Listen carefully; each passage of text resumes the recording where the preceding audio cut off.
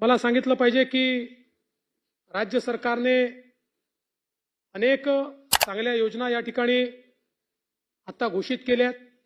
माझी बहीण लाडकी किंवा माझी लाडकी बहीण एक अत्यंत महत्वाकांक्षी योजना महाराष्ट्र सरकारने घोषित केली आहे। या योजनेच्या अंतर्गत आता काल त्यात काही बदल करण्यात आले आहे। 21 वर्षापासून 65 वर्षापर्यंत ज्या महिला आहेत या महिलांना 2.5 लाख रुपयाच्या आत ज्यांचं उत्पन्न आहे 1500 रुपये महिना देण्याचा निर्णय घेण्यात आला आहे।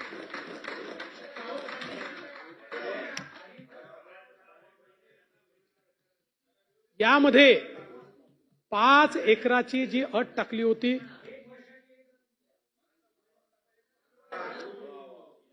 भाऊ 5 एकराची जी अट टाकली होती ती अटही काढून टाकण्यात आलेली आहे। आणि नाही आणि दुसरं हे देखील काल सांगण्यात आलेलं आहे, आपण जाहीर केलं आहे 15 दिवस नाही 60 दिवस अर्ज करण्याकरता दिलेले आहे। 60 दिवसामध्ये जे अर्ज करतील त्यांना 1 जुलैला त्यांनी अर्ज केला असं समजून 2 महिन्याचं पेमेंट मिळेल।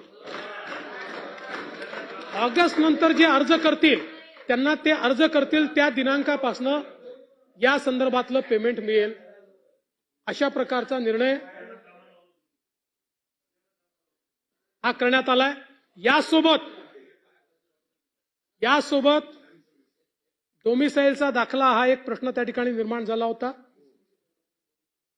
योजना राज्यातल्यांना करताच आहे त्यामुळे काहीतरी आपल्याकडे पाहिजे आणि म्हणून त्याला पर्याय देण्यात आले आहेत की नवऱ्याचा जन्म जर राज्यातला असेल त्याचं जन्माचं सर्टिफिकेट चालेल, रेशन कार्ड 15 वर्षाचं असेल ते रेशन कार्ड चालेल, मतदार यादीतलं नाव असेल ते मतदार यादीतलं नाव चालेल, असे अनेक पर्याय दिलेले आहेत।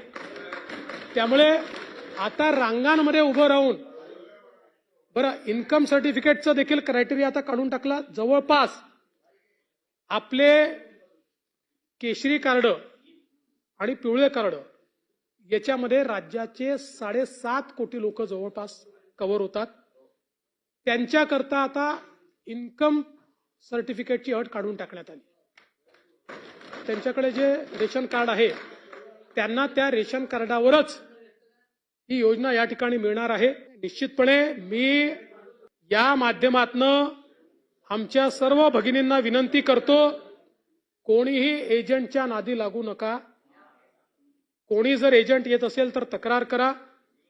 अमरावतीमध्ये एका सरकारी कर्मचाऱ्यांनी गडबड करण्याचा प्रयत्न केला, काल त्याला नोकरीतनं काढून टाकलं, सस्पेंड केलं आणि त्याला बडतर्फ देखील करण्याचा विचार राज्य सरकार करत आहे।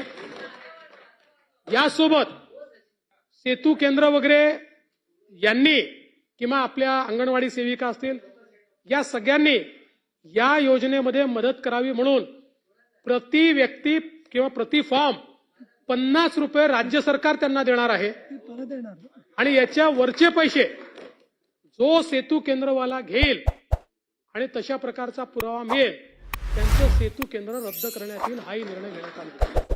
सगळे ऑर्डर काढलेले आहेत। त्यामुळे पारदर्शी पद्धतीनं हे करण्याचा आपला प्रयत्न आहे।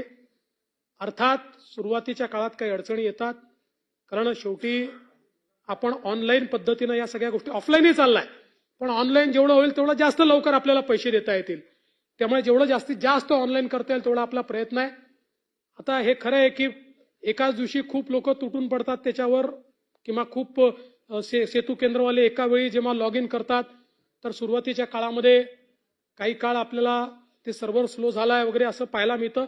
आता त्याही अडचणी काढल्या, जिथे अडचणी दिसतायत त्या अडचणी दूर करण्याचा आपला प्रयत्न आहे। त्यामुळे निश्चितपणे ऑगस्ट महिन्यापासून माझी लाडकी बहीण मुख्यमंत्री माझी लाडकी बहीण योजना या योजनेचे पैसे हे लाभार्थ्यांचे आणि एक मोठी मागणी येत होती की याचा मिसयूज होऊ नये म्हणून एका कुटुंबामध्ये 2 महिलांना देण्याचा निर्णय झालेला आहे।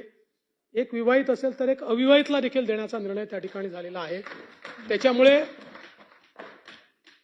याच्यात कुठली डिस्पॅरिटी किंवा आम्ही कुटुंब नियोजन करून चूक केली का असा जो सवाल येतो त्या सवालाचं देखील उत्तर हे या प्रश्नाच्या माध्यमातून आपण दिलेला आहे.